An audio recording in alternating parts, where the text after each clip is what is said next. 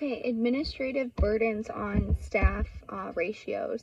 So as we know, there's varying levels of care, just as well as there is varying levels of skill. So with nurses, it's awesome to, have the adequacy of staffing, but the truth is that it's not very cost efficient sometimes.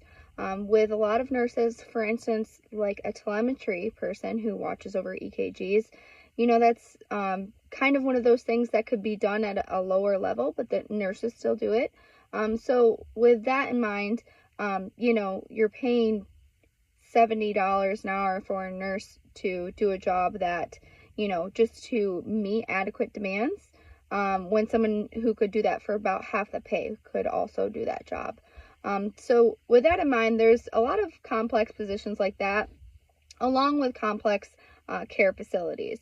So with, the varying levels of care, if you have an advanced, stroke center, something like that, where you need those critical care nurses that know exactly what they're doing, you're going to have to pay them in high demand.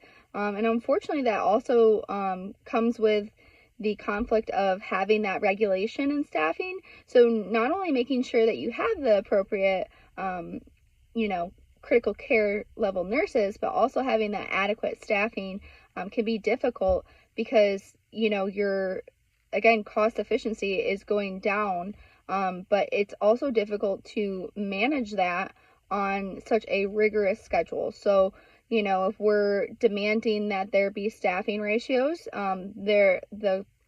the opportunity cost to that would be, the cost efficiency of the hospital in some levels or in some degrees, maybe even a lower standard of care. And so that's a lot of administrative burden that that administrators have to deal with, as far as making sure that there's adequate staffing while also making sure that there's the correct level of care, and making sure that those two coexist. Because as a hospital that is an advanced center, you want to make sure that you are providing a certain standard of care. So that can definitely fall into a lot of trouble.